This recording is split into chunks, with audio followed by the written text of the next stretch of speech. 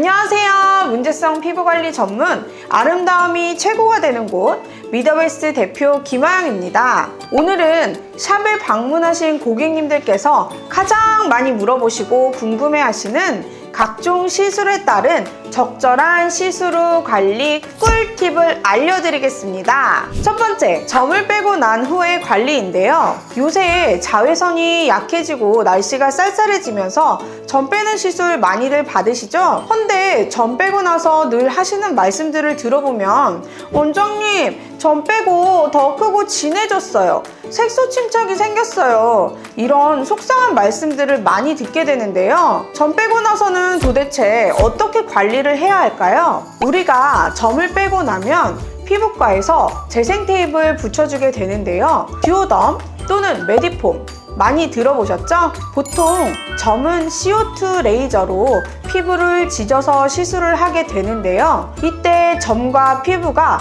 같이 깎이면서 진물이 나게 됩니다. 시술 직후에 듀오덤을 붙이면 듀오덤이 진물을 머금으면서 딱지 역할을 대신 해주게 되는데요. 이 역할이 정말 중요한 키포인트라고 할 수 있어요. 이 듀오덤을 최대한 오래 붙이고 계셔야 딱지로 변하지 않고 점을 뺀 자리에 새살이 솔솔 올라오게 된답니다. 최대한 오래가 도대체 얼마 동안을 얘기하는 걸까요? 듀오덤을 붙이면 거기에 볼록하게 올라오는 하얀 진물이 생기게 되는데요. 많이 경험들 해보셨죠? 듀오덤을 새로 갈아 붙이고 있어도 이 진물이 더 이상 올라오지 않을 때까지 붙여주시면 됩니다. 보통 이 기간은 피부의 재생 속도에 따라 다르지만 짧으면 5일에서 일주일 정도는 가는 것 같아요. 여기서 또 중요한 점, 듀오덤을 수시로 갈아주시려는 분들이 있는데요. 이건 정말 좋지 않습니다. 듀오덤은 진물이 넘쳐서 스스로 떨어질 때 갈아주시는 게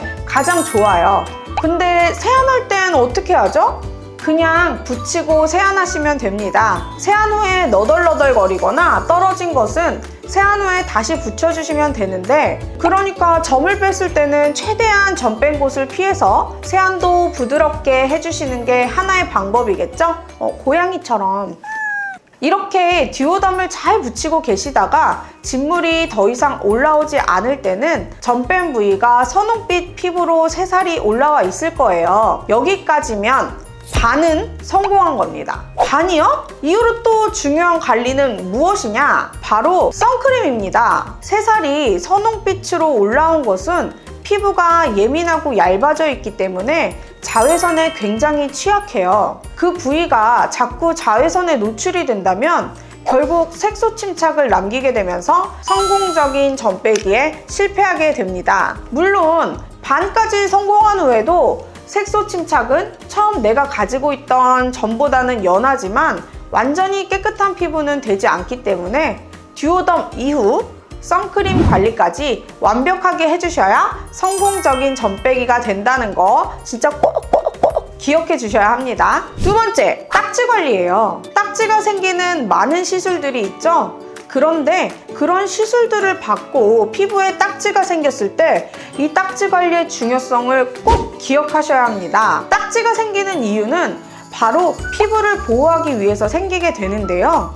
이 딱지를 보기가 싫다는 이유로 억지로 떼버리거나 잦은 세안으로 딱지가 불어서 떨어진다거나 마스크나 과도한 제품 사용 등 습한 환경으로 인해 마찬가지로 딱지가 불어서 떨어져 버렸을 때는 99.99999% 색소 침착이 생긴다고 보시면 됩니다. 딱지는 우리 피부가 새로운 피부로 변화될 때까지 지켜주는 든든한 보디가드라고 생각하시면 돼요. 이 든든한 보디가드가 없을 경우엔 무자비한 자외선과 세균으로 발생하는 2차 감염으로부터 우리 피부를 지킬 수 없게 되겠죠. 그렇게 되면 색소 침착은 물론 세균으로 인한 여드름, 심하면 염증까지도 발생할 수 있기 때문에 딱지라는 보디가드가 충분히 우리의 피부를 지켜주다 자연스럽게 떨어질 때까지 꼭 잘 데리고 있어야 한답니다. 피부가 어느 정도 충분한 재생이 되었을 때는 딱지가 스스로 떨어지기 때문에 그 전에 억지로 떼시는 것은 앞서 받은 시술들을 무의미하게 만들 뿐만 아니라 그 전보다 더 안 좋은 피부로 변할 수 있다는 걸 꼭 명심해 주셔야 합니다. 딱지 관리의 중요성 아시겠죠?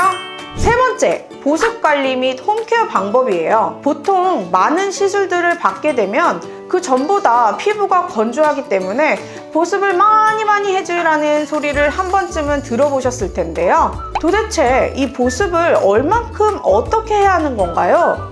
아주 많이 건조하신 분들은 대개 2시간에 한 번씩 제품을 발라주라고 얘기합니다. 내가 피부가 당기고 건조한 느낌이 최대한 들지 않도록 해주시는 게 정말 중요해요. 요샌 코시국에 마스크 착용이 필수인 시대라 피부의 건조함도 훨씬 심해지는데요. 시술 후엔 이 건조함을 계속 방치하는 것이 치명적인 결과를 가져올 수 있기 때문에 자주자주 듬뿍듬뿍 발라주시는 게 가장 중요합니다. 허나 여기서 실수를 하시는 분들이 간혹 계시는데요. 난 화장도 안 하고 밖에도 안 나갔으니까 바른 게 너무 아까워. 세안 안 해도 되겠지? 라고 생각하시는 분들이 있는데요. 이렇게 계속 바르기만 하고 세안을 안 할 경우 과도한 피지나 노폐물들을 세안으로 제거해 주셔야 하는데 그러지 못했기 때문에 화이트헤드, 즉 좁쌀 여드름들이 올라올 수 있답니다. 시술 후 적절한 세안은 꼭 필요한 이유, 왜 해야 하는지 아시겠죠? 네 번째, 바로 세안 방법입니다. 보통 시술 후 굳이 어딜 안 나가고 집에만 있을 경우에는 또 화장을 안 했을 경우에 세안을 안 하는 게 더 좋지 않을까 하는 잘못된 생각을 할 수 있는데요. 너무 잦은 세안은 시술 후에 피부에 안 좋은 영향을 끼칠 수 있지만 아침에 일어나서 또는 자기 전 하루 2번의 세안은 시술 후에라도 꼭 해주셔야 합니다. 그래야 하루 종일 쌓인 노폐물과 피지들을 깨끗하게 제거해 줄 수 있어요. 이때 스크럽이나 고마지 타입의 자극적인 클렌징 제품은 절대 쓰시면 안 되고요. 약산성 성분의 겔 타입이나 폼 타입의 무자극 클렌징을 쓰셔야 한다는 점, 이것도 절대 잊으시면 안 됩니다. 마지막으로 귀에 피가 나게 얘기하는 그것, 바로 자외선 차단입니다. 시술 후 선크림은 이제 필수. 이건 정말 피부 관리하면 선크림, 바늘과 실 같은 존재죠.